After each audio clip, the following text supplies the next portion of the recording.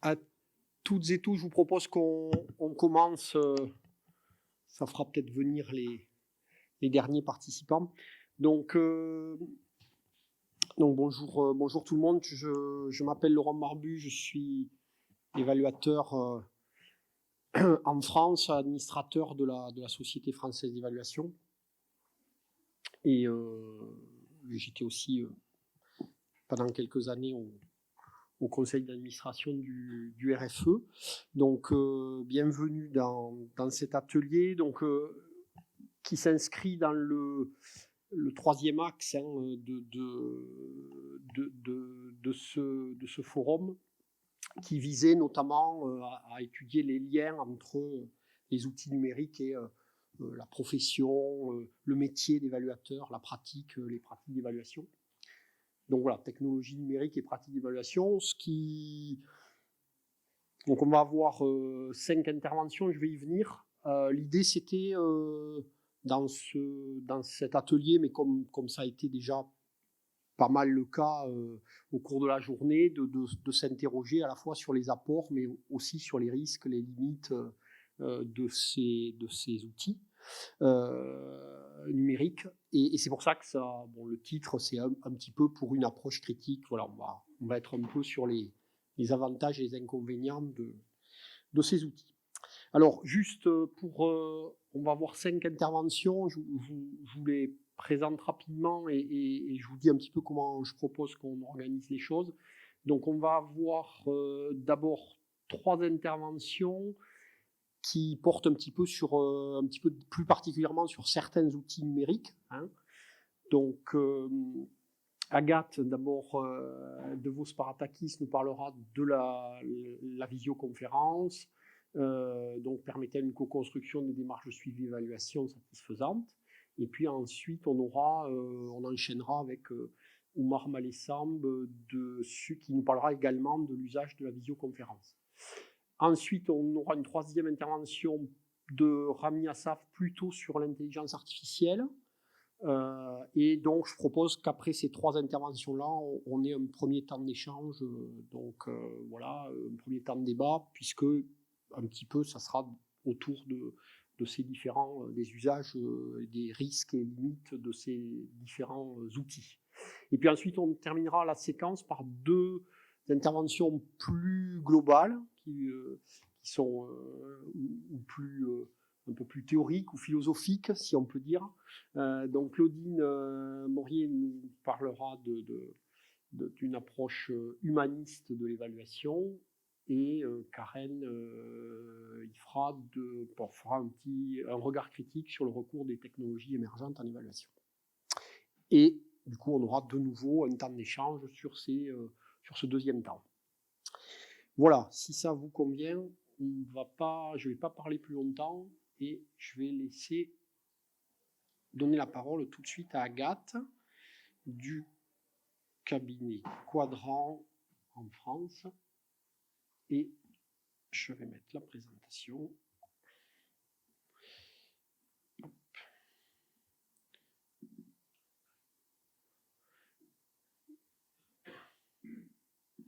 Voilà.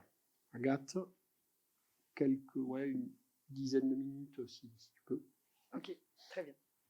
Donc bonjour à tous, je suis ravie de pouvoir partager donc cette expérience avec vous aujourd'hui.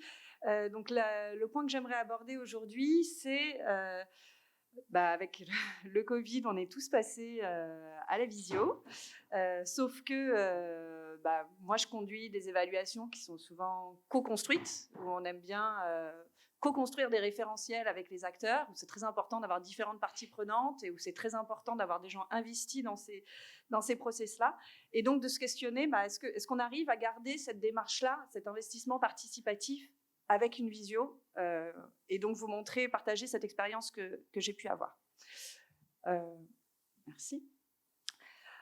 Donc cette expérience, pour vous réexpliquer le contexte, donc c'était une commande de l'Agence française de développement qui finançait donc plusieurs projets de dialogue de politique publique et citoyens qui étaient alimentés par des travaux scientifiques. Donc ça veut dire qu'on a des travaux sur une thématique, par exemple À Madagascar, c'était sur la préservation des forêts, et donc de voir ensuite comment on peut organiser à partir de ces travaux, mobiliser des parties prenantes et ensuite agir sur l'agenda politique. Il souhaitait donc que nous, on accompagne le suivi de ces projets, mais que ce soit donc le plus possible de manière participative, que ce soit co-construit, et que ce soit vraiment donc des indicateurs et des questions d'évaluation qui concernent les parties prenantes du projet et qu'ils soient eux-mêmes donc dans une démarche apprenante avec l'évaluation.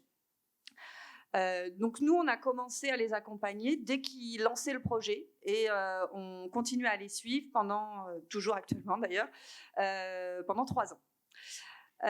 Ce qui était important, c'est qu'en fait, nous, on les accompagnait pour les outiller, mais après, on n'avait pas le mandat, nous, de conduire une évaluation, de conduire le suivi. C'est eux-mêmes qui devaient ensuite déployer ces démarches-là. Donc, c'était à peu près 10 projets en parallèle dans différents pays, surtout sur le continent africain, mais aussi océan Indien. Donc, au départ, c'était une mission où on devait faire le tour du monde. Clairement, dans la réponse à l'appel d'offres, on avait dû budgéter, estimer tous les coûts de déplacement dans tous ces pays, puisqu'on devait faire notamment tout le moment de cadrage du suivi-évaluation sur place avec des ateliers. Donc, si on calcule, c'est à peu près 10 destinations. On était 2 consultants. On a fait le calcul, c'était à peu près 30 tonnes de CO2 sur 2 ans. Que du coup, comme au début de la mission, il y a eu le Covid, on a tout arrêté, on a dû passer en visio. Donc, on a quand même économisé 30 tonnes de CO2. Donc, pour rappel, un Français, c'est 8,9 tonnes de CO2 en moyenne par an. Donc, vous imaginez ce que ça faisait. Ça nous faisait 7 tonnes à peu près, rien que pour cette mission, par bilan pour chaque consultant par an. Donc, c'est justement ça aussi un peu l'arbitrage que je souhaiterais aussi discuter avec vous. C'est qu'on dit toujours le terrain, c'est bien, c'est important d'être sur le terrain, et je suis vraiment quelqu'un de convaincu de ça. Mais maintenant, on doit faire aussi l'équilibre avec l'urgence environnementale et l'urgence climatique. Et donc, voilà, quand est-ce qu'on arbitre pour se dire c'est vraiment nécessaire d'aller sur le terrain? Est-ce que c'est vraiment nécessaire d'utiliser ces tonnes de CO2 ou non? Donc pour vous expliquer, donc en fait on a dû revoir toute notre manière de faire. Il fallait donc organiser ces ateliers de cadrage et on s'est dit bon, ça va être en visio, c'est avec des gens qui n'ont jamais fait de suivi évaluation, donc faut bien les motiver, faut bien les mobiliser pendant l'entretien. Donc on s'est dit on va beaucoup travailler en fait sur, on avait une plateforme interactive, tout le monde a un petit peu mobilisé ces outils-là pendant le Covid, mais on s'est dit il faut que ça soit très dynamique, donc on a créé plein de supports en fait, par exemple pour discuter du contexte, on avait préparé des cartes de contexte où ils allaient choisir celle qui leur convenait le mieux, où on rythmait beaucoup les choses, et donc là vous avez quelques exemples de ces outils. Donc ça veut dire en gros on travaillait donc sur le contexte, sur les acteurs. On travaillait sur les principaux changements, donc globalement, quels changements étaient espérés sur les différents groupes d'acteurs qui étaient ciblés, et puis on finissait par un référentiel avec quels indicateurs étaient les plus appropriés et quels outils de collecte on allait déployer. Là, je vous montre un petit peu, mais je pense que je n'ai pas trop le temps de rentrer dans les détails. Mais donc là, par exemple, l'atelier 1 sur les enjeux sur les acteurs, on avait, donc c'était quand même très rythmé, on avait 3 heures, on avait une petite pause de 15 minutes et on arrivait à aborder tous les enjeux qui allaient être liés donc dans le projet, qui allaient être liés à la sphère de la recherche, à la sphère du dialogue de politique publique, de la décision, et à la sphère aussi de l'AFD, qu'est-ce qu'il y avait comme enjeu du projet. Donc globalement, c'était des tours de table où ils allaient sélectionner les enjeux qu'ils identifiaient dans ce projet. On votait, on faisait des fois des petites discussions. Enfin, on essayait vraiment d'alterner entre les différents types d'animations qu'on peut avoir dans une réunion. Et alors donc c'est là-dessus que je voudrais vraiment discuter avec vous sur le bilan en fait que l'on dresse de ce qu'on a pu faire dans le cadre de cette mission. Alors, globalement, on peut dire que ça a été un succès. Parce qu'on n'était qu'avec des gens qui ne voulaient pas faire de suivi, qui ne voulaient pas faire d'évaluation, qui n'étaient pas du tout convaincus par la démarche au départ et qui allaient vraiment à reculons. Donc on a vu que ces espaces-là avaient réussi donc lors des ateliers à vraiment créer une dynamique, à vraiment avoir donc tout le monde, parce que nous ce qui était important, les critères de la participation, c'est que tout le monde puisse s'exprimer, tout le monde ait les moyens de s'exprimer, les moyens de comprendre les enjeux et donc de rentrer, de s'approprier les choses assez facilement. Et ce que l'on a pu voir, et en fait je pense que c'est une leçon qui est autant pour la visio, mais aussi après pour nous, l'animation d'atelier qu'on peut faire même en présentiel. En fait, on avait tellement peur que ça ne marche pas qu'on a extrêmement travaillé et préparé ces ateliers en amont. C'est-à-dire que pour travailler sur les enjeux, on a fait une revue de la littérature sur tous les enjeux qu'ils pouvaient trouver.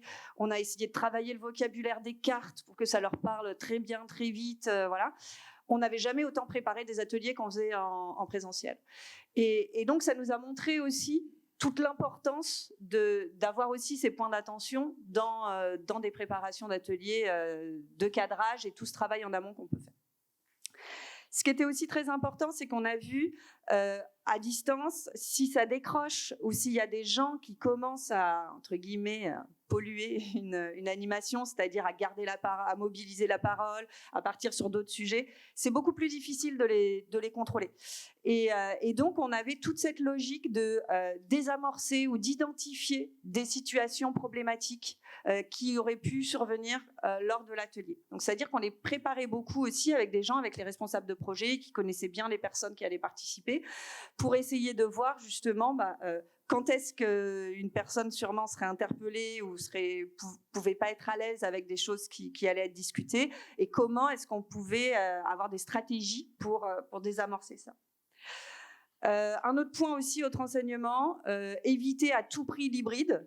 Ça, je pense que vous avez pu aussi rencontrer ça. Hybride, ça veut dire qu'on a une partie qui est en visioconférence et une autre partie qui est sur place. Donc des fois, ils nous disaient, oui, mais on a une petite équipe, nous, on va être notre équipe, et puis derrière un ordinateur, et puis il y en aura quelques-uns derrière.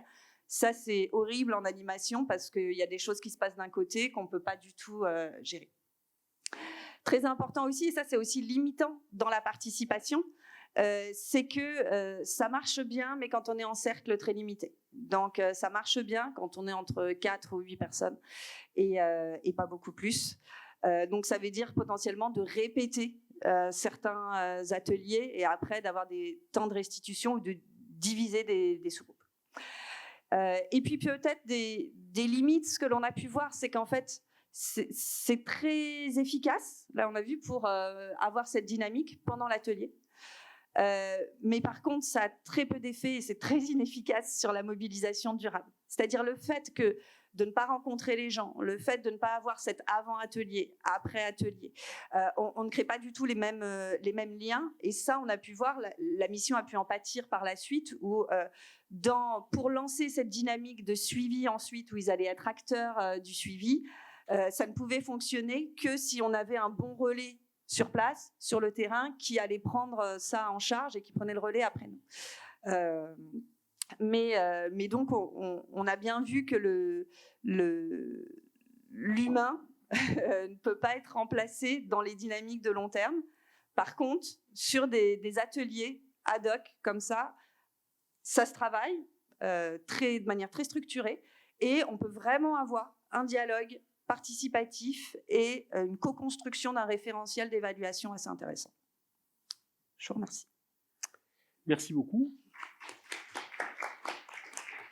Donc, déjà, parfait respect du temps. Et puis bon, c'est vraiment intéressant de voir finalement tout ce que vous avez appris finalement dans la maîtrise aussi de cet outil et de ses limites. Alors on va, comme je vous disais, on va enchaîner sur une deuxième présentation, un petit peu toujours sur ce sujet de la visioconférence avec Oumar Malessam qui nous vient du Québec, c'est ça? Alors, je vais mettre la présentation. Je suis un Québécois. C'est un Québécois d'origine sénégalaise. D'accord. Alors, on aura repris quelque chose, un nouveau terme. Ça doit être celle-là. Ah, mais par contre, c'est un PDF. Ah, c'est un PDF. Oui, mais ça fonctionne en principe, non? Est-ce que vous pouvez aller devant? Je ne sais pas comment je vais pouvoir le mettre, par contre. Voilà. Ouais, c'est vrai. Mais sauf que je ne vais pas arriver à l'afficher, par contre, en PDF. Ah, ça ne marche pas en PDF. Je suis désolé. Oui, j'avais pas... J'aurais dû vous le demander en...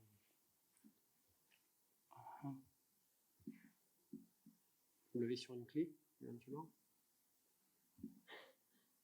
Je l'ai sur mon ordi, en fait.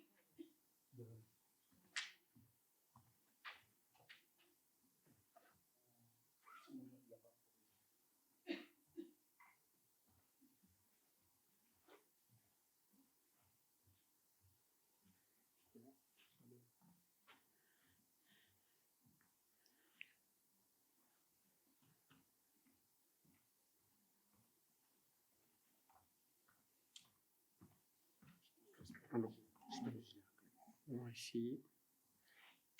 Est-ce que je peux connecter mon ordi? Ça me semble un peu difficile parce que j'ai peur. J'ai un Mac. On va essayer avec ça. Si on joue.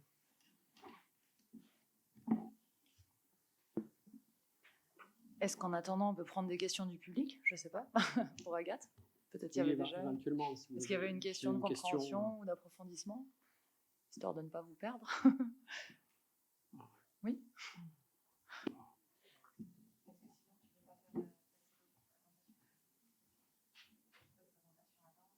Ah, merci l'ordre. Le temps qu'on y arrive, mais sauf que je sais pas comment.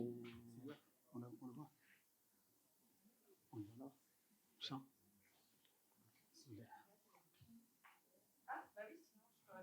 Votre clé là, vous la voyez ou pas? Comme ça.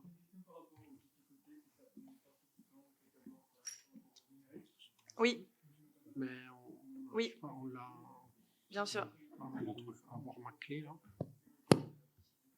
C'est juste un problème de... Très simple à utiliser, donc je voulais savoir comment vous avez géré ça et est-ce qu'il y a eu des formations Oui. qui se sont faites donc, à l'instant. Vous Moi, avez j'aurais peut-être, dû vous le demander. Alors oui, très bonne, très bonne question, parce qu'effectivement, et on l'a bien vu toute cette journée, c'est très discriminant. Ces outils-là, parce que justement, les gens ne vont pas être à l'aise. Donc nous, en plus, on pouvait avoir des problèmes de connexion, des fois dans des pays où il n'y a pas des bonnes connexions, et donc aussi des problèmes de maîtrise des outils. Donc en fait, ce que l'on a fait, parce qu'au départ, on se disait c'est les gens qui vont manipuler sur la plateforme. Ça, on a vu, on a fait un premier atelier, ça n'a pas du tout marché. Donc en fait, ce que l'on faisait, c'est que pour que ce soit accessible pour tout le monde, donc déjà, on envoyait tous les supports de la plateforme par mail en PDF.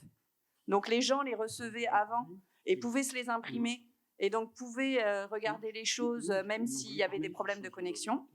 Et en fait, Miro, on l'utilise, il ne se connectait pas dessus, on faisait juste un partage de notre écran en fait. Donc comme ça permettait d'avoir quand même des outils jolis, dynamiques. Et donc nous, on activait les choses, mais en fait, ils faisaient que parler. Et nous, on prenait les notes et ils visualisaient nos notes et ils visualisaient les choix en même temps. Mais ils n'avaient pas besoin de mobiliser l'outil, en fait. Et on a vu que c'était assez efficace après de faire ça.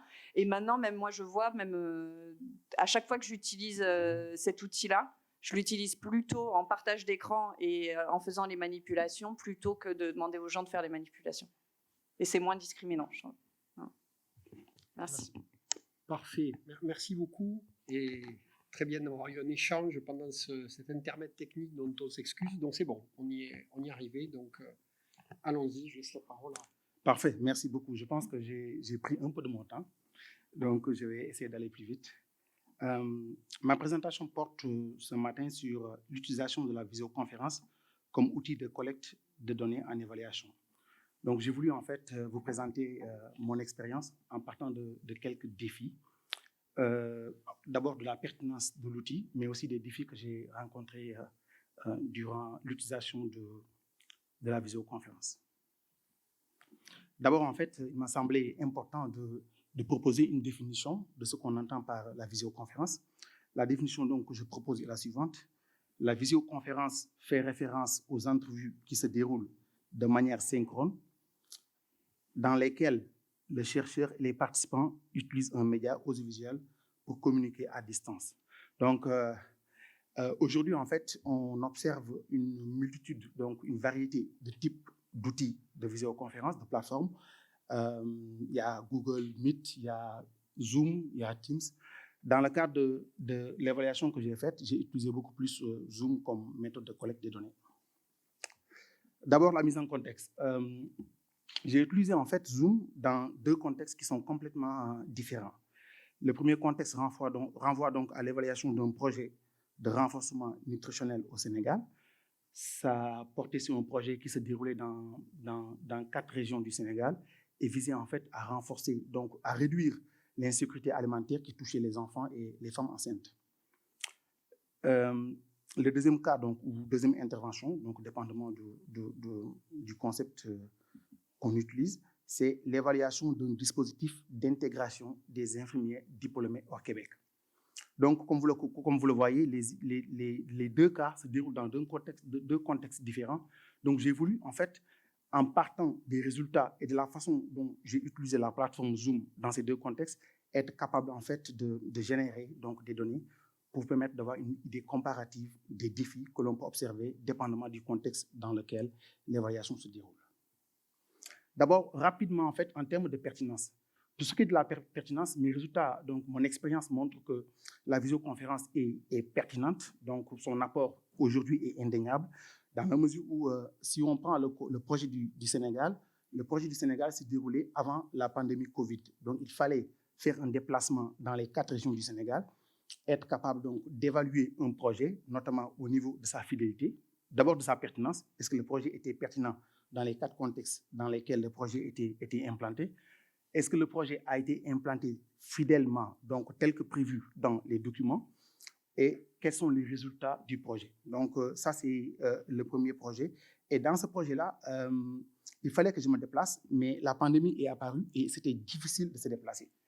Néanmoins, on a pris des enquêteurs qui étaient sur le terrain et nous, on a essayé en fait donc à distance de monitorer donc le déroulement des enquêtes sur le terrain, mais aussi dans le cadre de ce projet, il était prévu de faire des rencontres donc en présentiel avec ce qu'on appelle les intervenants et les décideurs au niveau national, parce que pour ces personnes-là, c'était beaucoup plus difficile de faire des entrevues uniquement en passant par des enquêteurs. Il fallait donc que le chercheur principal ou l'évaluateur principal puisse se déplacer. Donc, j'ai beaucoup plus utilisé en fait donc Zoom avec ces derniers. Et ce que j'observe en fait, et ça c'est extrêmement important en termes de résultats, c'est que Zoom m'a permis d'accéder à une pluralité de décideurs en un temps qui était court.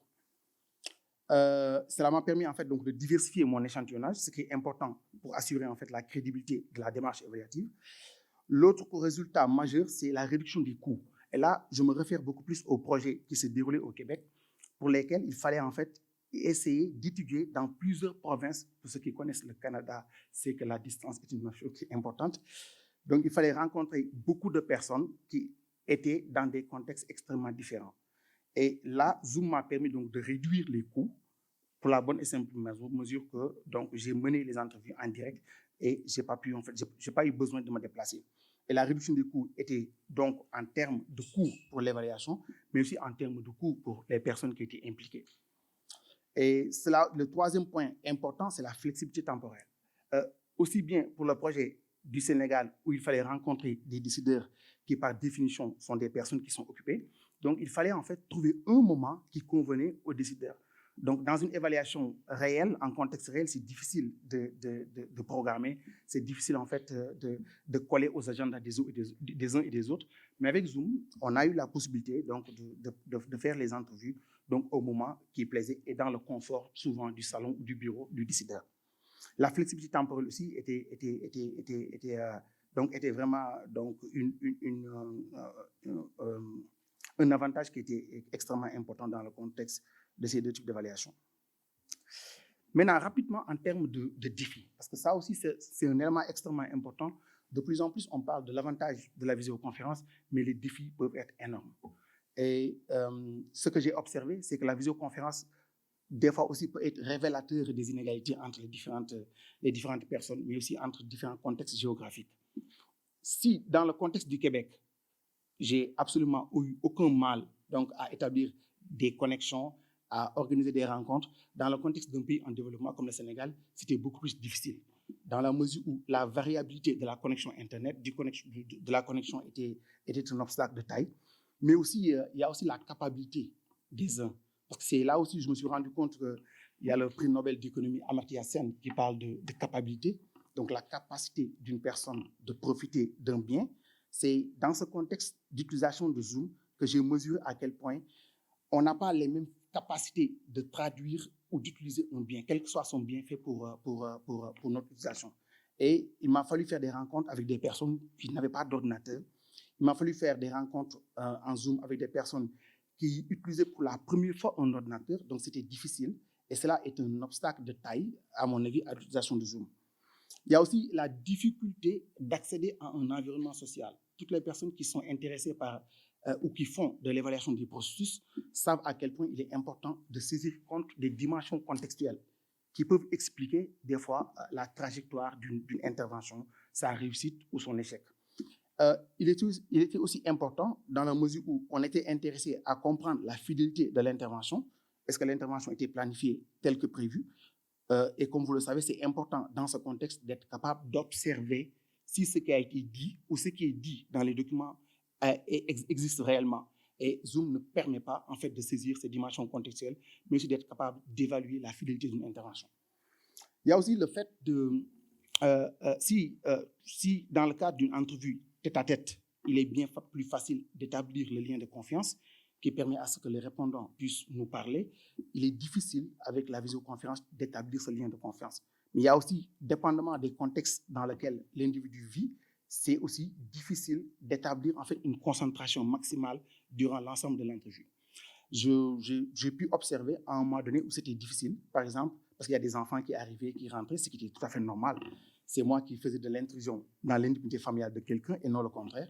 Donc ça, c'est des aléas, en fait, et qui peuvent constituer des défis de taille, surtout en termes de longueur des entrevues ou en termes de longueur, en fait, des entretiens. Donc, rapidement, en termes de conclusion, qu'est-ce que l'utilisation de Zoom dans deux contextes différents, en tout cas, de mon expérience, me permet de tirer comme conclusion principale? D'abord, la visioconférence est un outil indéniable et incontournable aujourd'hui, aussi bien dans l'enseignement, mais aussi dans la pratique de l'évaluation. Donc, c'est un outil qu'on doit être capable d'utiliser, en fait, pour mener des évaluations donc, qui répondent à des critères de rigueur extrêmement élevés. Mais il faudrait, et ça aussi c'est l'autre élément important, la visioconférence ne s'adapte pas à n'importe quel type d'évaluation. Tout à l'heure, j'en ai parlé. Lorsqu'on évalue la fidélité, c'est souvent beaucoup plus difficile. Lorsqu'on évalue les processus où on a besoin de se rendre sur le terrain pour observer la dynamique sociale, mais aussi observer comment les interventions fonctionnent dans un contexte réel, c'est difficile.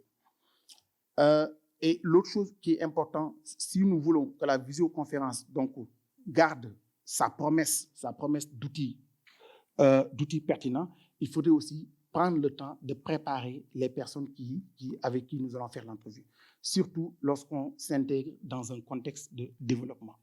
Parce qu'effectivement, comme je l'ai répété tantôt, si nous voulons en fait que cela réussisse, il faudrait qu'on tienne compte de la capacité des uns et des autres à utiliser ce type d'outils.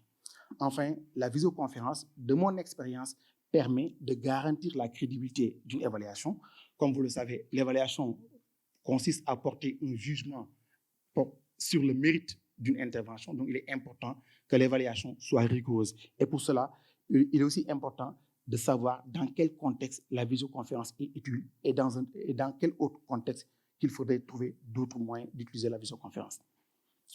Je vous remercie et je m'excuse d'avance pour les problèmes techniques. Merci.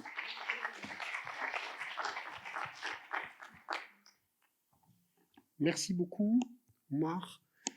Donc, on enchaîne tout de suite sur la troisième intervention de cette séquence avec Rami sur l'intelligence artificielle. Normalement, là, ça devrait marcher mieux.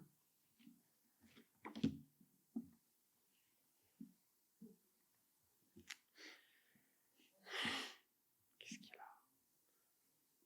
C'est pas vrai.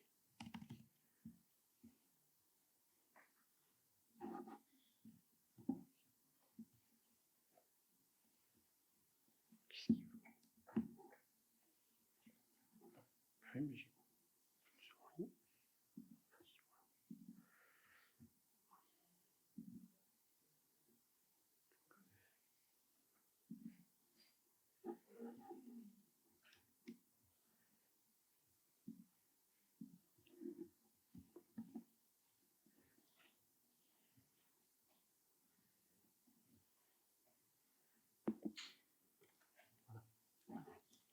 Très bien.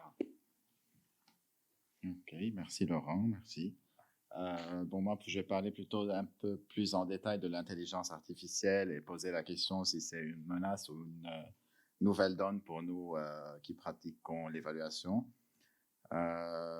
Pour la première, c'était plutôt pour mettre en vue que l'évaluation est de plus en plus dépendante de la technologie. Je ne vais pas répéter tout ce qu'on a parlé depuis le matin sur Zoom et tous les autres logiciels.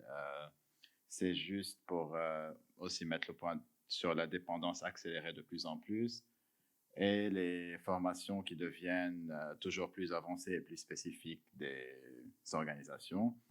Donc, je saute tout de suite à la prochaine slide sur l'intelligence artificielle qui est plutôt révolutionnaire. Je pense que tout le monde a récemment entendu parler de ChatGPT et de tout ce que ce logiciel peut faire. L'intelligence artificielle, c'est surtout la capacité des machines à réaliser des tâches qui nécessitaient l'intelligence humaine, et il y a une croissance exponentielle. En termes de croissance exponentielle, là, je reviens plutôt sur une anecdote fictive qui est à propos, imaginez, vous avez le pouvoir de faire endormir une personne et la réveiller plus tard. Vous faites endormir cette personne en l'an 500, vous la réveillez en l'an 1500. Qu'est-ce qui change? Pas grand-chose, plutôt quelques habits, quelques religions, quelques guerres, quelques nouveaux pays, mais surtout dans sa vie journalière, rien ne change. Mais cette même personne, si vous essayez de l'endormir, disons, en l'an 1990, vous la réveillez en l'an 2023.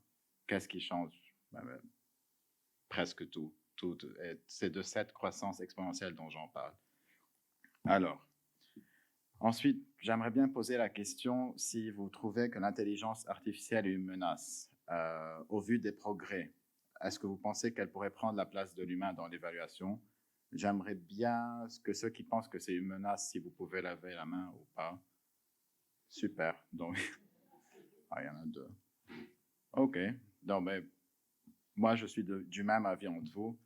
C'est qu'elle va trouver des limites. Mais avant de passer à cette slide, j'aimerais demander une question. Est-ce que vous connaissez les logiciels Kobo Toolbox, ODK, SurveyMonkey? Qui a utilisé SurveyMonkey avant? On est presque là. Qui a utilisé l'intelligence artificielle dans l'évaluation? Mais c'est presque la même chose. Donc, en fait, SurveyMonkey, c'est un logiciel qui est alimenté par une intelligence artificielle. Donc, indirectement, on est en train déjà d'utiliser cette intelligence artificielle sans qu'on le sache. Et l'intelligence, ce n'est pas seulement ChatGPT, mais sinon, il y a d'autres logiciels. Donc, là où je suis de même avis de la plupart des personnes qui n'ont pas levé la main, c'est qu'en fin de compte, l'intelligence artificielle elle a une limite. Même si c'est vraiment impressionnant, surtout ChatGPT, et récemment, ça reste un système d'automatisation et algorithme basé sur des prédictions. Donc, c'est une data qu'on est en train d'entraîner dans une machine qui construit un modèle et qui ensuite donne des informations. Déjà, c'est limité à 2021. Il y a une incapacité de comprendre le contexte de la part de ces logiciels, mais ça pourrait progresser. Mais pour moi, ce qui reste le plus important, c'est que ces machines ne peuvent pas faire ni d'interaction humaine, ni d'empathie, ni d'intelligence émotionnelle, qui restent des facteurs primaires, ou je dirais pas primaires, mais très, très, très importants pour être évaluateur. Et donc, pour moi, je trouve qu'il faudrait partir de l'avant surtout. Il faudrait rester humble et utiliser la force de l'IA comme outil d'appui pour améliorer la précision, l'efficience et la cohérence d'évaluation, analyser rapidement de grandes quantités de données et automatiser certains aspects du processus d'évaluation. On devrait plutôt travailler ensemble avec l'IA pour avoir des évaluations plus précises, effectives et rapides. Et là, j'aimerais bien donner un exemple qu'on a été en train de faire, deux exemples plutôt vraiment rapides qu'on est en train de faire à la FAO. c'est surtout mixer ChatGPT et Excel. Donc, si on devrait sortir des formules d'Excel, j'imagine, sauf si on est un geek en Excel ou bien qu'on a une grande passion pour les formules d'Excel, presque tout le monde, toujours on revient sur Google pour faire des recherches, pour trouver la formule. Et parfois, on se termine une journée à faire de recherche pour trouver une formule de 2 lignes. Maintenant, c'est super facile. On ouvre ChatGPT, on énonce le problème à ChatGPT, elle nous sort la formule même pas en 1 minute. Et ce travail qui prenait 2 journées, il prend maintenant 1 minute. On est en train d'être plus efficace et de terminer des évaluations plus rapidement au moins en tant qu'analyste de données. Le second, j'aimerais parler du logiciel NVivo. Quelqu'un a déjà utilisé NVivo. C'est un logiciel... Ah, OK. Donc, on est familier avec NVivo. C'est un logiciel qui analyse les quantités ou bien les informations qualitatives. Et donc, c'est aussi basé sur l'IA et ça aide vraiment à accélérer les choses, à analyser les données qualitatives. Et surtout, là, j'aimerais bien, comme Laurent a dit, maintenant parler des questions et réponses. Mais avant, j'aimerais bien aussi vous encourager à visiter EvalForward. C'est qu'il y a un site website des 3 agences onusiennes à Rome sur l'évaluation. Et dedans, il y a beaucoup de débats sur l'intelligence artificielle, les évaluations et d'autres échanges d'informations.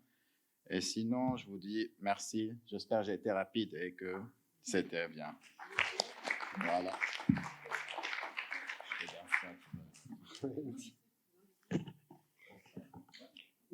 Merci beaucoup, Rami. C'est parfait. On est à peu près dans les temps. Donc, comme je disais, on va peut-être prendre une petite séquence de quoi?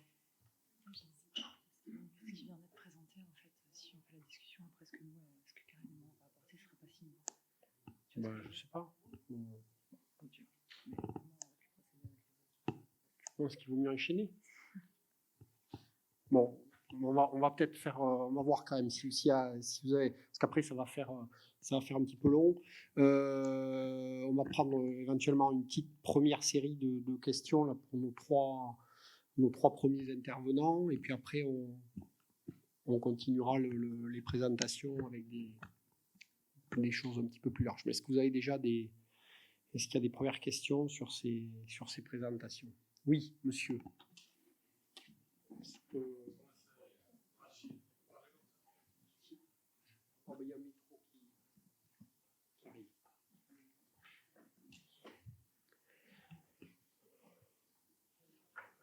Moi, c'est Achille du Rebus, Burkina Faso.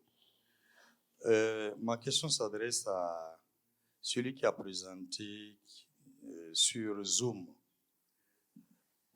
Il a fait notion de penser aux capacités des individus de pouvoir utiliser en fait Zoom lorsqu'on veut collecter les données. Je voudrais savoir en fait, à leur niveau, quelle stratégie eux, ils utilisent pour pouvoir mesurer le niveau, les compétences des individus de pouvoir utiliser Zoom, parce que c'est des données qu'on collecte.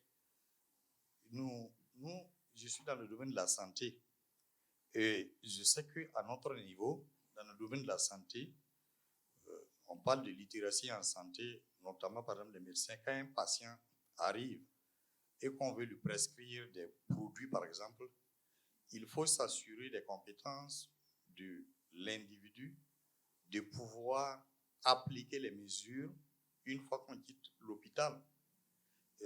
C'est dans cette pensée, en fait, que j'imagine, pour quelqu'un qui doit utiliser Zoom, on doit collecter des données auprès de cette personne. Comment vous vous assurez qu'il a les compétences pour utiliser, bien sûr, l'outil avant d'administrer? Parce que ça va constituer forcément des biais. Voilà, merci. Merci beaucoup de la question.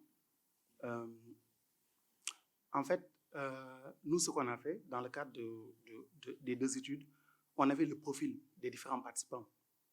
Dans la mesure où le recrutement a été fait, donc on savait avec qui les entrevues se déroulent.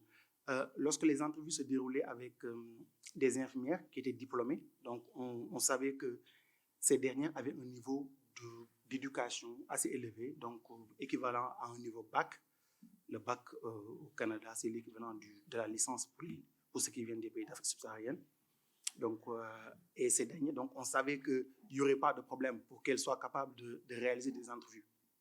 Maintenant, lorsque l'étude s'est déroulée au Sénégal, dans un contexte dans les villages, et dans certains contextes où le niveau de vulnérabilité était important, on savait que la capacité, moi je préfère le terme de capacité, parce que ça va au-delà de la capacité. Ici, ce dont il est question, c'est vraiment est-ce que la personne a les moyens, non seulement les compétences, mais aussi la personne est dans un contexte où il est familier avec ce genre d'outils.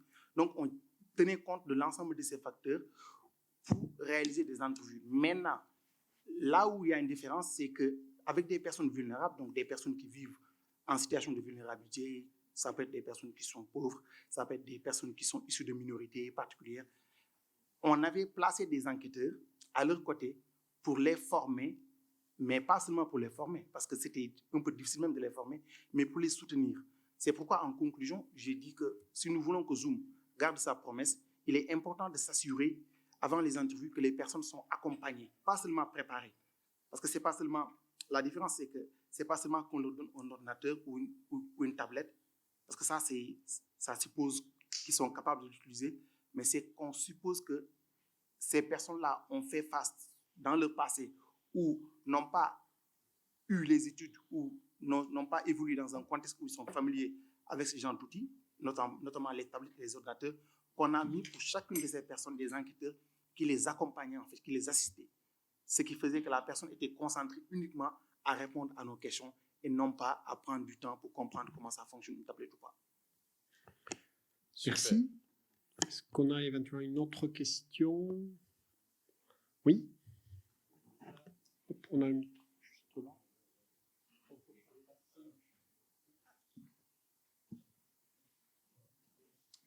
Merci. Merci pour les présentations. Moi, c'était sur la question des coûts. J'ai entendu d'une part que c'était moins cher, notamment en évitant le coût des frais de déplacement. J'ai entendu dans la première présentation que ça demandait beaucoup plus de temps de préparation. La question, elle s'adresse peut-être. Donc j'ai compris pourquoi pour vous c'était moins cher. Et donc la question pour Agathe, c'est est-ce que pour un bureau d'études, comment ça se chiffre entre la réduction des frais, le coût d'avion, etc. et le temps de préparation que ça demande? Merci. Non, ça reste quand même toujours moins cher qu'un billet d'avion.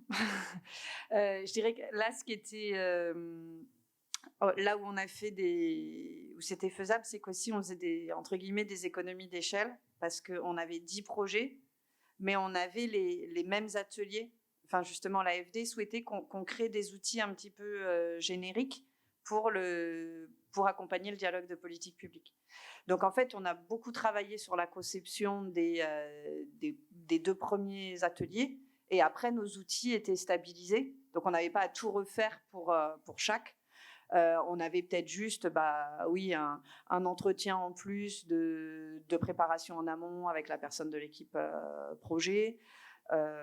Mais sinon, c'était pas beaucoup plus de temps. Mais c'est vrai que ça fonctionne quand on fait des outils, on investit beaucoup de temps sur des outils et que ce sont des outils qu'on pourra remobiliser.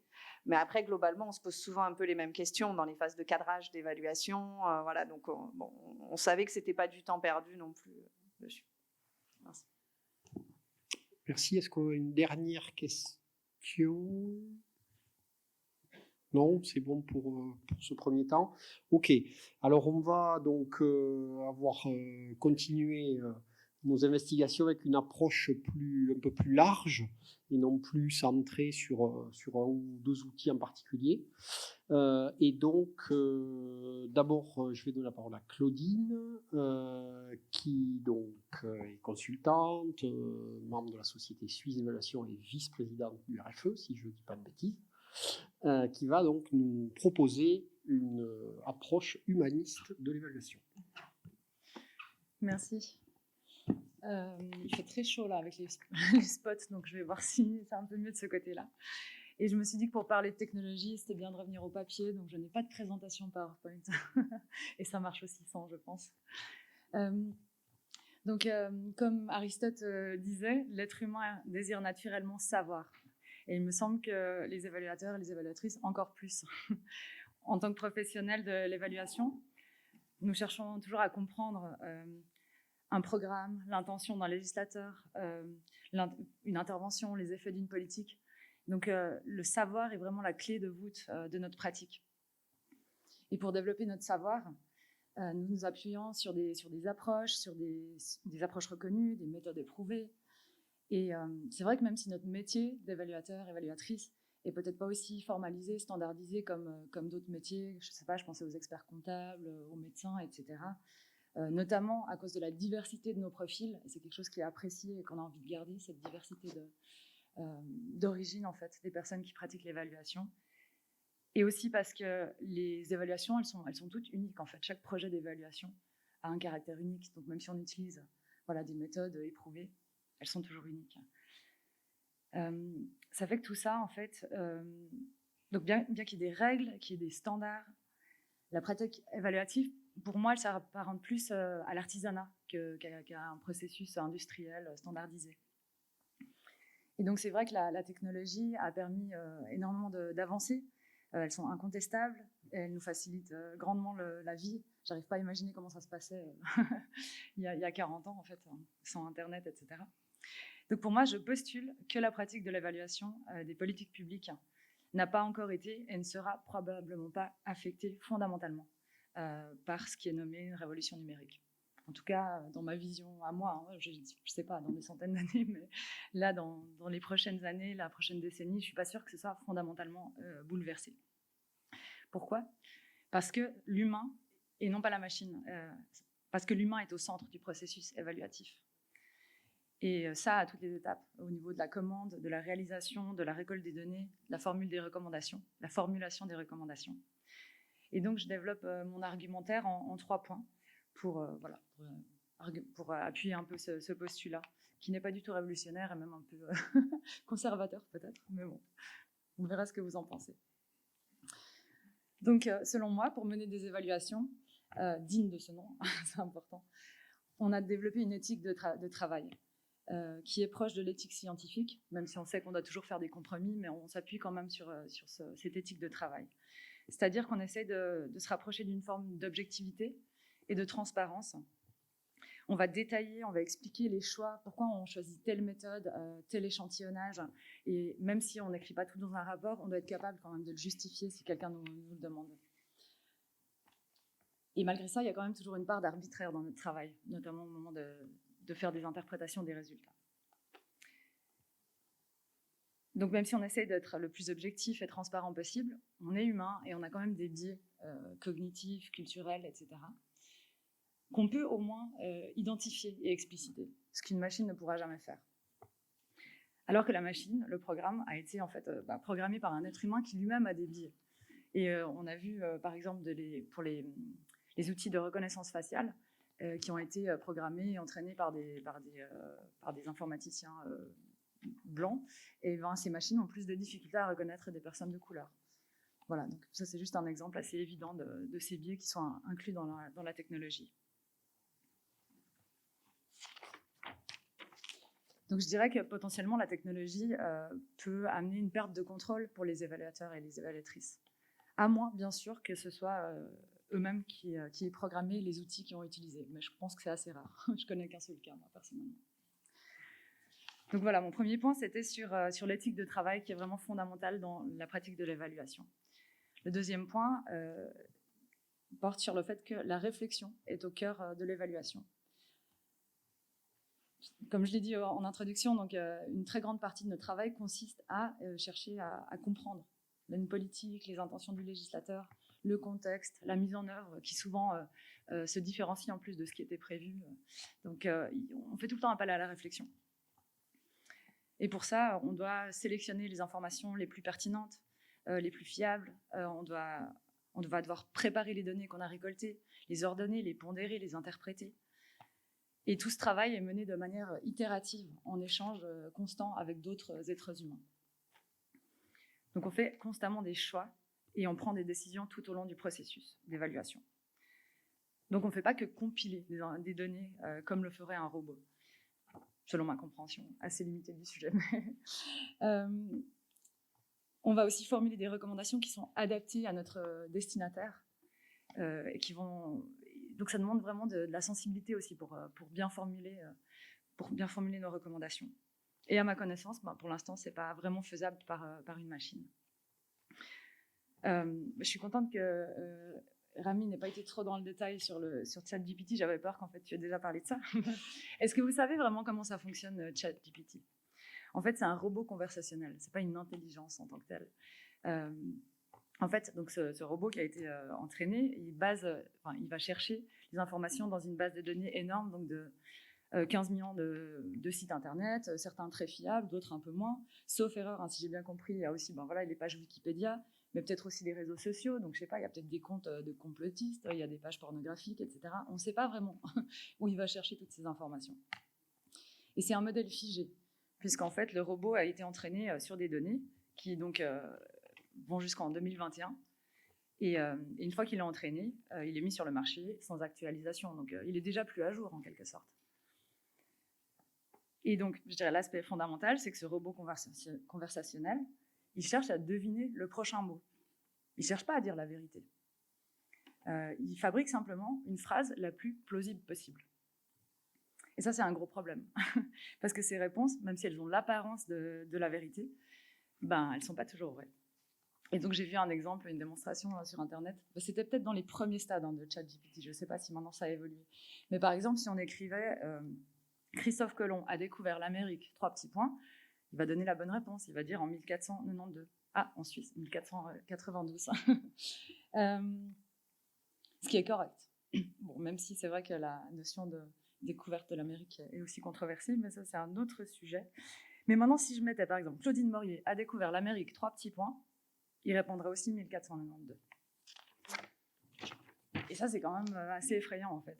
Parce que même s'il ne connaît pas Claudine Morier, cette phrase « a découvert l'Amérique », il l'associe forcément avec la date de la découverte des Amériques. Donc, c'est pour ça qu'il y a eu plein d'évolutions aussi dans tout ce processus. Et maintenant, ils ont aussi rajouté une sorte de vérification humaine, donc du feedback humain dans tout ce processus d'entraînement. Donc, c'est-à-dire qu'il y a des humains qui vont noter les réponses de ChatGPT pour dire si, en fait, oui, elles sont fiables ou pas. Mais là aussi, il y a plein de questions qui se posent. Il y a aussi des biais dans les humains qui sont utilisés en fait, pour vérifier les réponses de ChatGPT. Quelles étaient les instructions qu'ils ont reçues? Est-ce qu'ils ont un profil diversifié, toutes ces personnes donc, qui font ce feedback?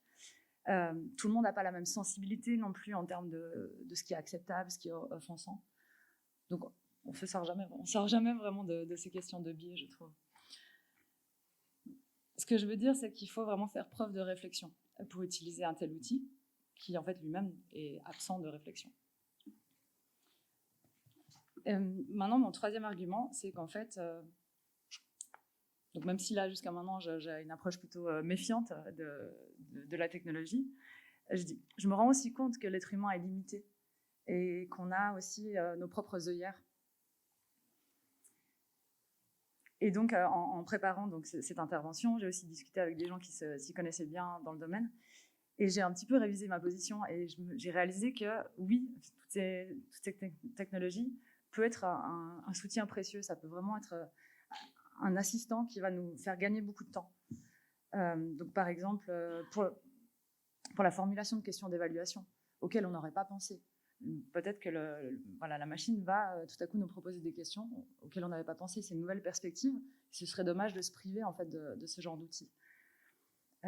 Et bien sûr, il y a tout l'aspect récolte de données, beaucoup plus large, et utilisant des données auxquelles on n'aurait pas accès, toutes les données de mobilité en temps réel, plein de choses comme ça qui sont quand même assez fascinantes et qu'on est encore assez réticent à utiliser.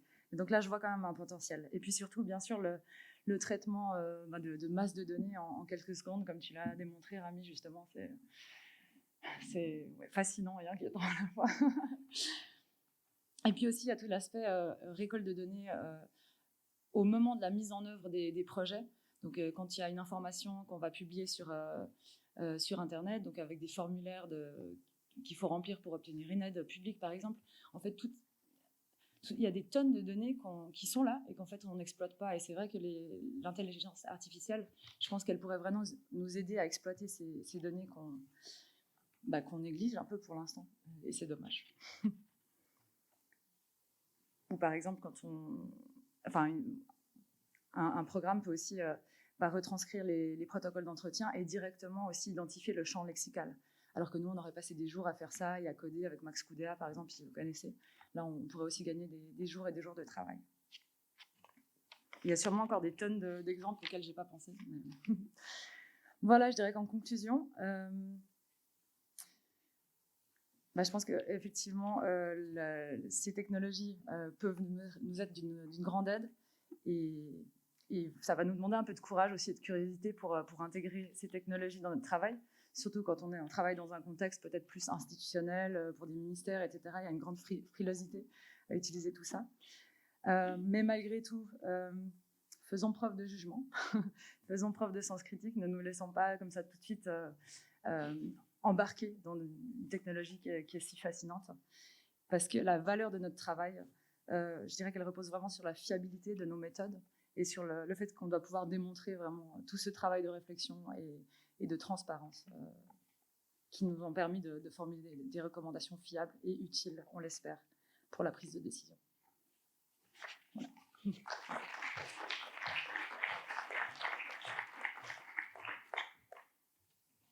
Merci Claudine. Alors on enchaîne tout de suite avec Karen Ifra. Voilà. Elle travaille dans une ONG au Luxembourg. C'est pas une ONG? Une structure, je suis évaluatrice. D'accord.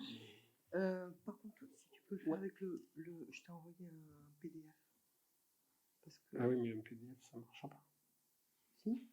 Pourquoi ça ne marche pas? Ben, ça n'a pas marché tout à l'heure. Bon, alors, okay. On va faire comme ça, parce que là, je ne peux pas faire autrement.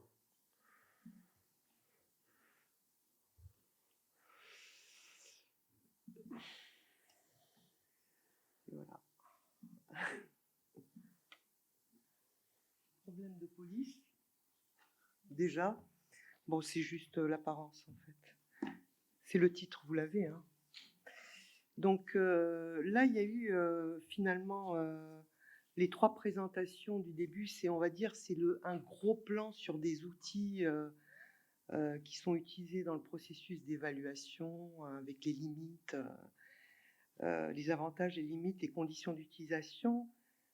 Claudine, on a élargi le plan là. Et puis, mais elle a un angle d'approche, et moi je vais faire une présentation sur la place en fait de la numérisation, de l'automatisation, de l'intelligence artificielle dans notre pratique d'évaluation. Et donc je vais vous donner une approche de l'évaluation. On a tous les mêmes outils, les mêmes procédures, mais on a une façon qui nous est propre de mener un processus d'évaluation. Donc, c'est une approche que j'ai un peu développée au fil des années. Donc, ce qui nous est commun, c'est que l'évaluation, elle s'inscrit dans une démarche professionnelle qui est construite. Ça veut dire qu'il y a une visée, nous avons un objectif en tant qu'évaluateur, nous avons des méthodes et des procédures et des étapes et un processus. Donc, les parties que je vais développer, je vais parler des fondements de l'évaluation, les principes méthodologiques d'une évaluation, les différents moyens qui sont mis en œuvre et tout ça pour voir quelle est la place de l'intelligence artificielle ou de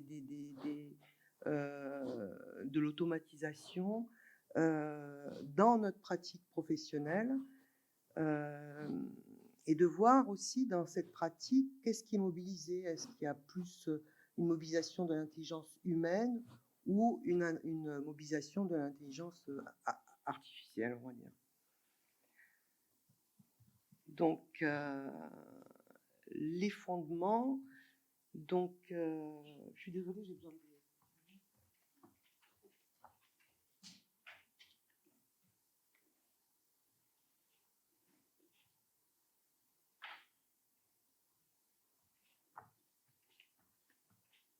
Donc, nos fondements, c'est donc la visée de l'évaluation d'un projet, d'un dispositif, d'un programme que je vais nommer par la suite action. Hein. Ça peut être différents dispositifs, programmes, projets. C'est l'autonomisation des acteurs qui sont impliqués dans l'action et c'est une conscientisation de leur action. Leur action qui est dans un contexte d'intervention particulier avec des pratiques quotidiennes et l'implication de changements dans le contexte et des effets qui sont induits par cette action. Donc ça, c'est un peu la visée de l'évaluation. Les fondements de notre démarche, c'est en fait, Claudine parlait de savoir, mais c'est un savoir qui est dans l'action, en fait. Hein. C'est pas un savoir qu'on va appliquer à un projet ou à un dispositif, c'est un savoir qui va émerger de l'action. Donc voilà. Donc en fait, l'action du commanditaire est dans un processus d'évaluation et dans le processus d'évaluation une source de connaissances.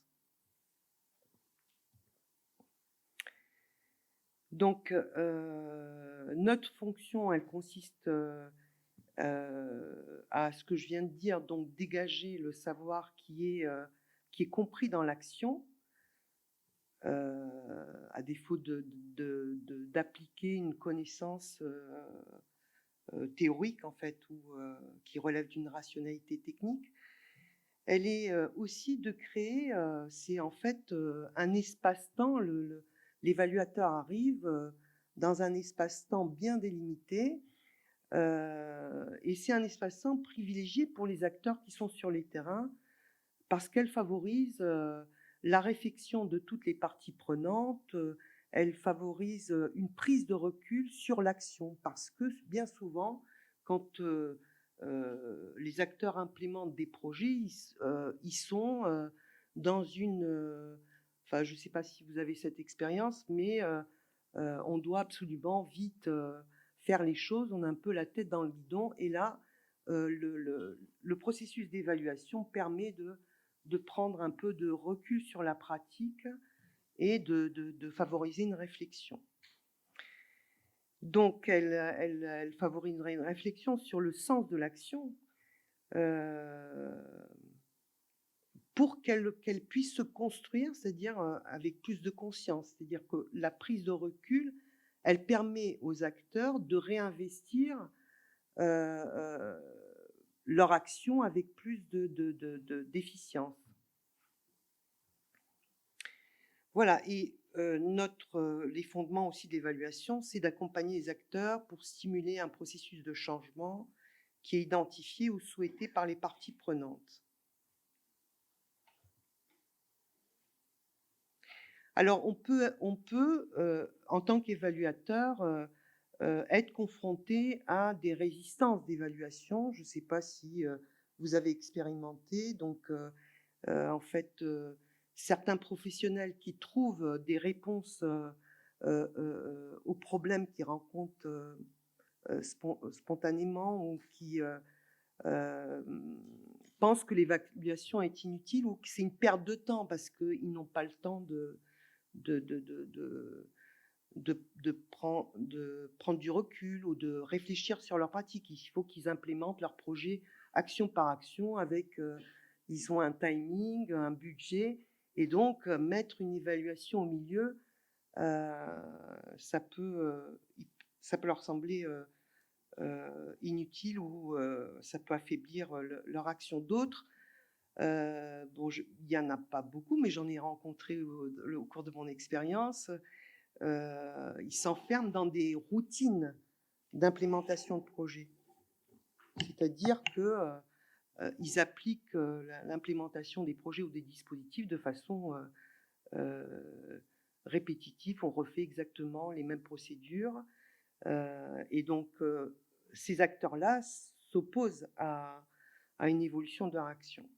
Donc, pour nous, en tant qu'évaluateurs, il est important de clarifier notre mission, qui est de mieux préparer les professionnels à leur pratique, pour qu'ils soient en mesure de développer une action qui est à la fois réaliste, mais aussi innovatrice.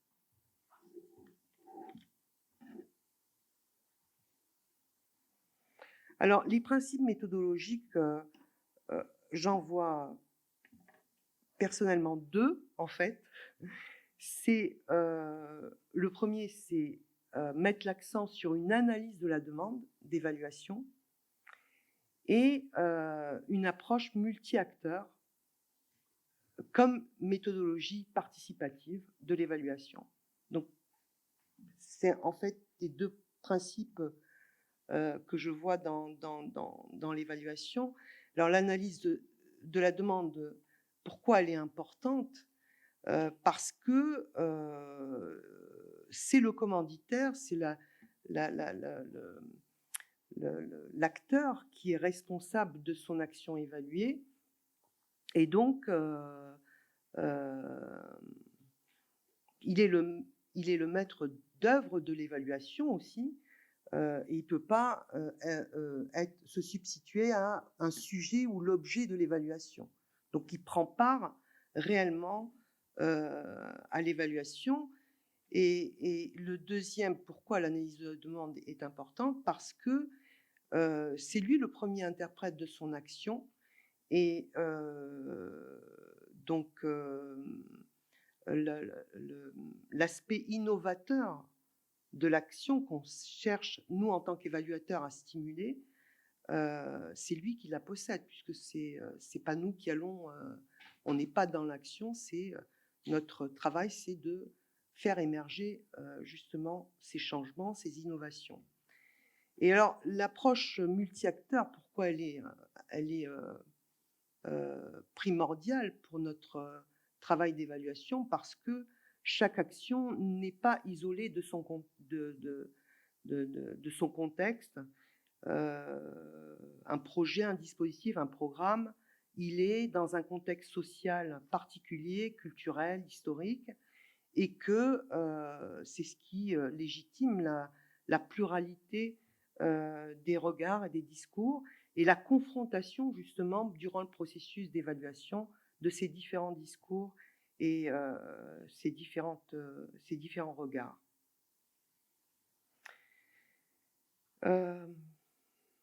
Donc ça, c'est l'approche multi-acteur. C'est les deux principes importants que je vois. Je ne sais pas, peut-être vous en voyez d'autres. Donc, et aussi l'implication des bénéficiaires et des acteurs sociaux. Ça génère une dynamique sociale qui va se perpétuer même à la fin de du processus d'évaluation.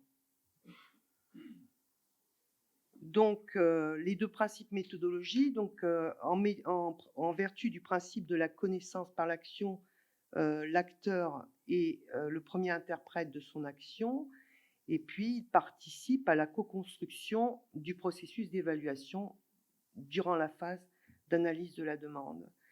Et en vertu du principe de coopération, l'acteur a besoin d'être exposé à différents discours pour dégager le sens de son action.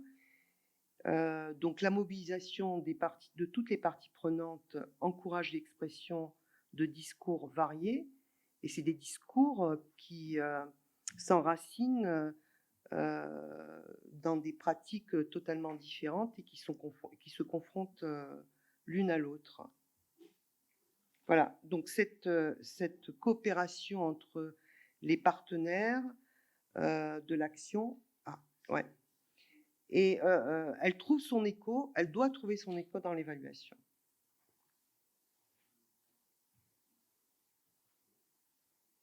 On va avancer alors. Donc, maintenant, pour la mise en œuvre du processus d'évaluation, il y a, on va dire, 3 grandes actions que nous menons en tant qu'évaluateurs. D'abord, il y a l'analyse de la demande, ça j'en ai parlé, c'est la co-construction de la stratégie d'évaluation. Il y a l'analyse de la performance globale de l'action, c'est tout ce qu'on connaît. Là, j'ai fait un petit... c'est la partie... c'est la pertinence, la cohérence, l'efficacité, l'efficience, etc. Donc ça, c'est l'évaluation, la revue stratégique de la performance. Et ensuite, on a l'évaluation des effets et de l'impact de l'action. Elle est instrumentée par un ensemble d'outils et dont l'enquête terrain, donc il y a plusieurs, et l'analyse des données. Maintenant, si on voit au niveau de la... Je ne vais pas entrer dans les détails, mais les particularités de l'intelligence artificielle, c'est la capacité d'automatiser certaines tâches, comme celle qui a été donnée en exemple, retranscrire des entretiens, coder des données, etc. Cependant, l'intelligence artificielle, elle est quand même construite sur des algorithmes que non, on ne peut pas contrôler, en fait. Elle se construit progressivement et donc on n'a pas de prise sur la manière dont les données sont analysées. Et donc l'intelligence humaine, par contre, elle a la production de savoir pratique dans la réalité multidimensionnelle, elle a une capacité de développer un regard objectif de l'action qui est caractérisée par la complexité des dimensions collectives, sociales et politiques qu'elle met en jeu. Donc si on voit si on reprend l'approche globale, tous les points qu'on a vus, ça demande la mobilisation particulièrement des compétences humaines. Maintenant, sur les 3, l'analyse de la demande, analyse de la performance globale de l'action, c'est exclusivement l'intelligence humaine qui est mobilisée. On va dire que l'intelligence artificielle et l'automatisation de procédures, elles rentrent particulièrement dans l'évaluation des effets, c'est-à-dire le traitement des données quantitatives, qualitatives. Voilà. Donc, en conclusion, je dirais que notre pratique professionnelle exigeait essentiellement la mobilisation de compétences humaines et que l'automatisation, l'intelligence artificielle, etc., elle peut nous faire gagner du temps et ça peut nous permettre à nous d'investir un peu plus de temps sur des tâches qui sont beaucoup plus complexes et qui demandent une expertise humaine. Mais il est essentiel de veiller à l'évolution des technologies, à sa fiabilité, à la partialité et à la précision des algorithmes, ainsi qu'au biais qu'elle peut... Voilà, merci de votre attention. Je m'excuse d'avoir été long. Il ne tient pas le... Merci beaucoup. Alors, il nous reste un petit peu de temps pour quelques questions encore à nous, soit sur ces 2 dernières interventions et plus globalement sur ces questions de place de l'intelligence humaine et de l'intelligence artificielle. Oui. Est-ce qu'il y a un... Oui, bonjour, je suis Emmanuel Pondard de la Banque européenne d'investissement, voisine de la Chambre de commerce. Je reviens sur l'intervention de Claudine concernant sa perception par rapport au risque potentiel que peut poser l'intelligence artificielle. Et je voudrais faire un parallèle avec d'autres technologies ou d'autres secteurs industriels, en fait, des artisanats qui sont devenus des industries. Par exemple, tout ce qui est le secteur textile ou ce qui était les scribes qui sont devenus l'impression, les imprimantes, le Gutenberg et autres. En fait, ce qui s'est passé, c'est que ces industries ne sont pas de meilleure qualité, mais elles sont beaucoup moins chères et permettent d'avoir une relation coût-bénéfice qui est largement supérieure à ce que pourrait proposer l'artisanat au même prix. Et en fait, moi, je perçois plutôt un risque que nos clients, en fait, perçoivent le coût-bénéfice d'utiliser des outils d'intelligence artificielle par rapport à l'artisanat de l'évaluateur comme plus efficient, plus rapide et donc plus adapté à leurs besoins immédiats. Et donc, effectivement, je pense que l'enjeu pour nous, c'est d'anticiper ce risque, qu'on soit finalement remplacé par l'industrie d'évaluation et par des outils qui soient plus efficients, plus efficaces, pardon, plus efficients en termes de délivrer une information plus rapidement et de façon moins coûteuse. Et c'est important je pense qu'on prenne conscience de qu'est-ce qui fait notre valeur ajoutée, en quoi est-ce que nous, en tant qu'artisans, on apporte un plus par rapport à cette industrie et qu'on insiste là-dessus, qu'on le communique et qu'on ajoute en termes de valeur ajoutée dans nos produits, dans nos rapports, cette dimension-là. Je pense que moi, je serais beaucoup plus préoccupé en fait par cette émergence de l'intelligence artificielle comme un risque d'industrialisation de l'évaluation et plus d'artisanat. Et donc, je pense prenons conscience de ça et sinon on peut anticiper et de voir où est-ce que nous, on ajoute de la valeur par rapport à ces machines. Merci. Claudine, en réaction? Alors, je ne suis pas sûre si c'était une question, en fait, Oui, ou un commentaire, mais en tout cas très pertinent et merci. En fait, on n'en est pas encore au point où une machine va pouvoir rédiger le rapport d'évaluation pour nous et qu'on ne sera plus du tout utile. Je crois que c'est vraiment ça que j'ai voulu transmettre. Et pour autant, en réfléchissant sur mon intervention, je me suis rendu compte à quel point, en mettant les pieds au mur, en fait, il y a d'autres risques qui pourraient apparaître. Mais c'est juste que j'arrive pas à voir comment on pourrait vraiment remplacer l'évaluation totalement. Des parties, oui, mais enfin, je sais pas si vous voulez expliciter votre pensée par rapport à ça. C'est-à-dire que pour moi, l'évaluation, c'est tellement basé sur l'humain et complexe et long et unique à chaque fois que peut-être que je vois pas très bien la réalité, mais je vois pas comment ça pourrait être remplacé complètement par des machines. Je sais pas, c'est quelqu'un d'autre. Des grands groupes, des grands cabinets de consultants, par exemple, il y a toujours eu cette tentative de rationaliser, de produire, comme un peu pour l'audit, des outils plus systématiques pour avoir une relation de bénéfice qui soit acceptable pour le client. C'est le risque aussi. C'est vrai que dans l'écosystème même actuel, il y a des démarches plus ou moins artisanales, plus ou moins standardisées, etc. Donc, c'est sûr. Une autre question, action, monsieur?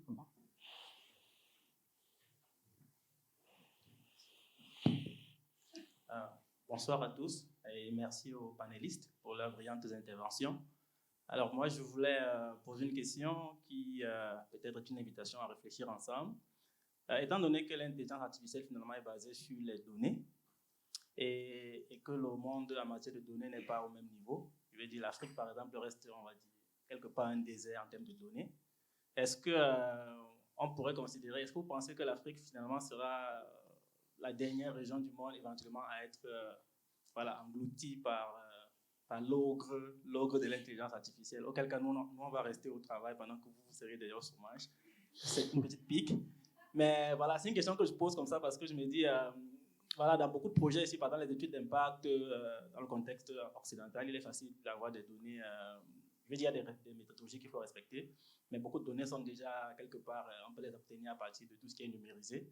Mais dans le contexte africain, notamment en zone rurale, et même en zone urbaine, moi parfois quand j'achète des trucs sur le Cameroun, d'où je suis originaire, je tape sur Google, il n'y a rien, parce que personne n'a pris la peine de mettre ça là-dessus.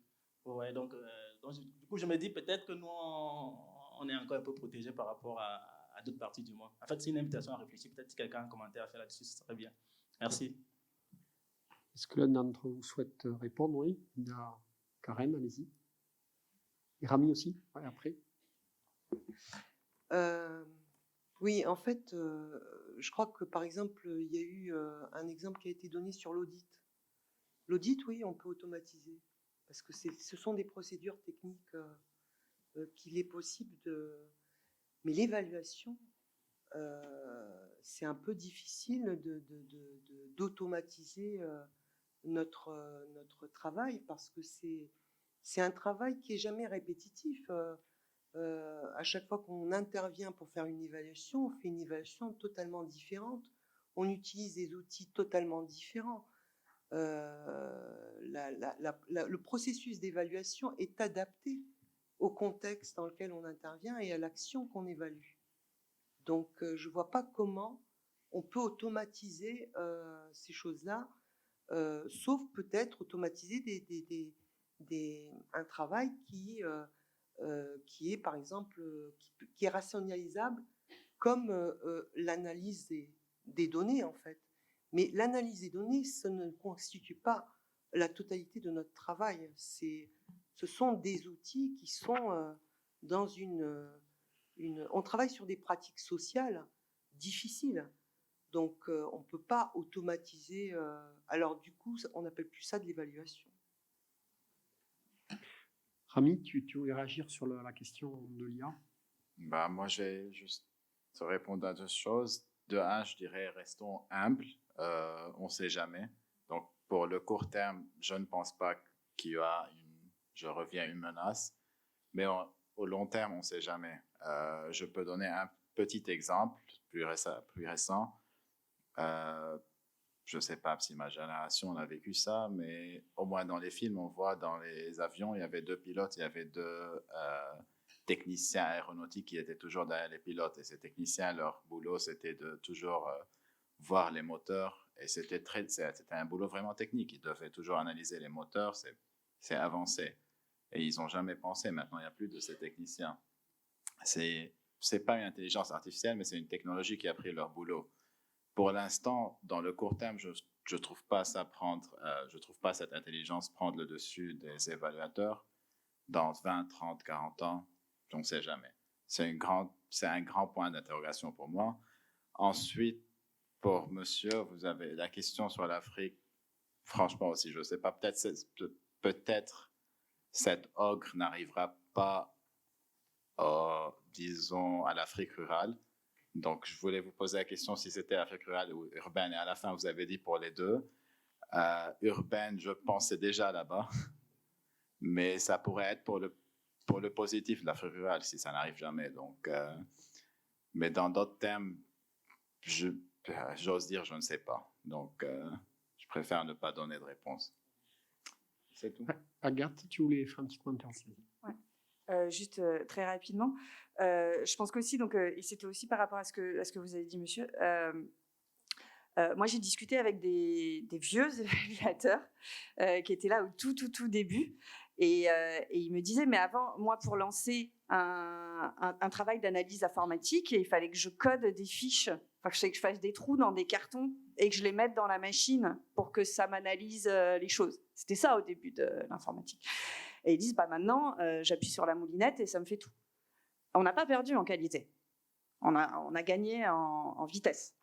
Il y avait une vieille évaluatrice aussi, je dis une personne plus âgée qui est très expérimentée en évaluation, qui disait avant je devais envoyer des questionnaires par la poste, attendre que ça revienne, les analyser, un temps de collecte, c'était fou. Donc là on a gagné du temps. Et donc je pense que c'est ce périmètre-là qu'il faut voir. Après, moi franchement, les données, entre guillemets, moi à chaque fois que je fais une évaluation, j'ai très peu de données sur lesquelles je peux m'appuyer. Je dois prendre les informations. Je dois moi-même développer mes outils. Et je travaille beaucoup sur le territoire français. J'arrive, il n'y a pas de données. Donc, certes, il y a ces problématiques-là sur le territoire africain. Mais en fait, c'est partout aussi qu'on n'a pas, des données utiles pour l'évaluation. Parce qu'il y a plein d'autres choses.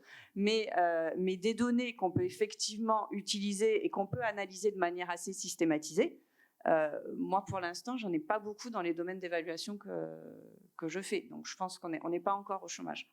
Ça va. Je me demande si c'est pas parce que nous, on est dans le guidon qu'on ne voit pas ce qui pourrait arriver par derrière. C'est un peu comme ChatGPT et Google. Google était là dans son truc, tout le monde est sur Google. Et puis, il n'a pas vu ce qui se passait ailleurs. Et puis, subitement, ça arrive là. Et peut-être demain, Google sera plus pertinent.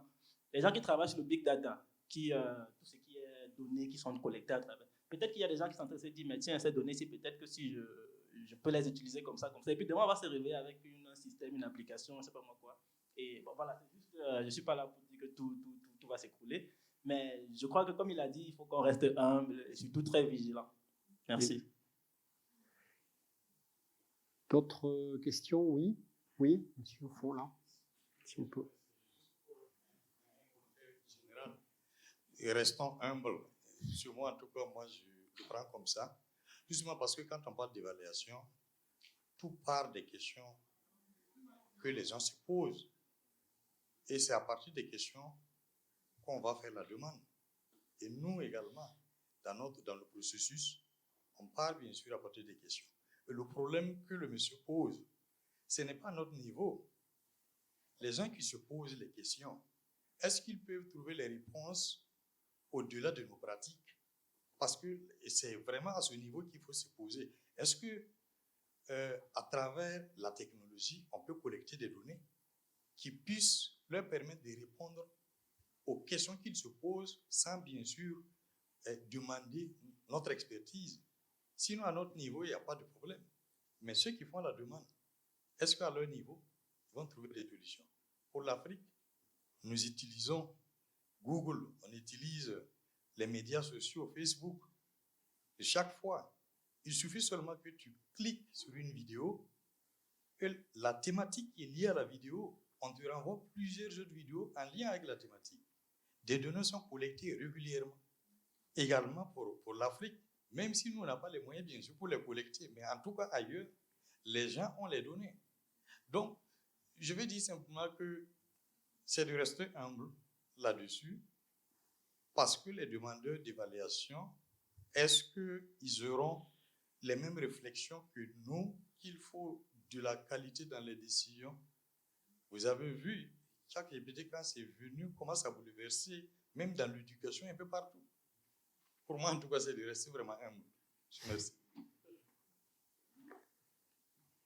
Alors, rester humble, est-ce qu'on reste là-dessus ou est-ce qu'il y a encore une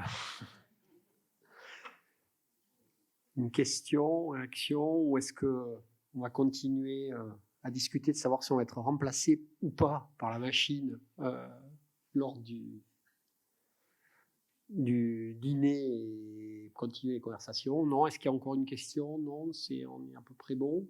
On arrête là. Bon. Alors, je crois qu'on peut remercier chaleureusement nos 5 intervenants, déjà. Et vous tous pour votre participation à ces débats. Voilà. Merci et bonne suite. Merci à toi, Laurent. Merci.